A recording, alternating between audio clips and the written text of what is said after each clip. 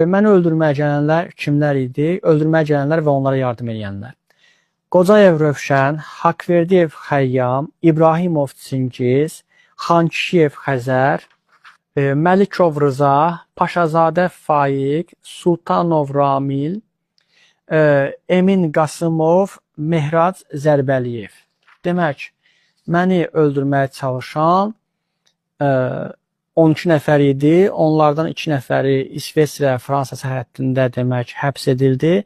İsveçrə hökuməti ilə bilirsiniz ki, Azərbaycan hakimiyyətinin yaxşı kontaktları olduğuna görə onlar Fransaya deyil, Azərbaycana deportasiya edildilər. Tural Məmmədli və Seymur Eyvazov adında şəxs idi. Yəni 11 nəfər Azərbaycanlı, 1 nəfər Gürcüstanlı məni qətlə yetirməkdən ötəri Fransaya gəlmişdi. Mənə hücum olunmamışdan qabaq mən onları gördüm.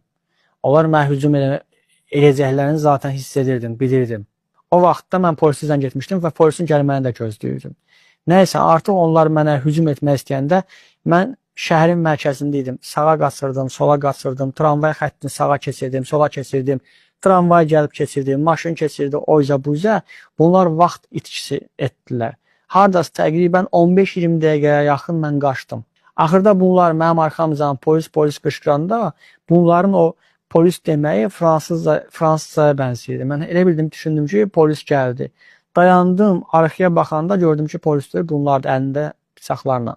Və şərəfsizcəsinə Rövşən Qocayev, Mehrac Zərbəliyev və özünə o avtoritet deyən, saqqalını boyayan və özünü öz tumuşu ilə həbsxanada asan o əclaf Emin Qasımov mənə zərbələr endirdilər, bıçaq zərbələri endirdilər. Onlar mənim başımı kəsmək istəyirdilər.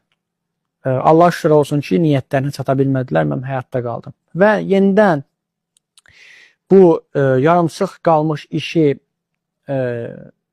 tamamlamaqdan ötəri 2022-ci ilin 12 iyununda Emin Qasımov Xəyyam Haqverdiyevlə mən öldürməyə gələndə Fransanın gömrüyündə yaxalandılar. Onların maşınından silah çıxdı, mənim adresim çıxdı, mənim ekran rəsmlərim çıxdı və Eminlə gələn ucu artıq bir nəfərə hökm verilib. Xəyyam Haqverdiyevə 10 il müddətinə Fransa azadlıqdan məhrum edilib və həyatının sonuna qədər heç vaxt Fransaya daxil ola bilməyəcək qadağa qoyulub. İndi o həbsxanadadır, cəzasını çəksin. İndi isə qalıb bu 9 nəfərin cəzalandırılması. Az önce dediyim kimi 26 may 2026-cı il tarixində, yəni gələn həftə bunlarla bağlı məhkəmə prosesi başlayır. Ən böyük cəzanı alan ömürlük həbs alacaq. Ən kiçik cəza isə bunların arasında 10 il müddətinə həbs cəzası nəzərdə tutulur.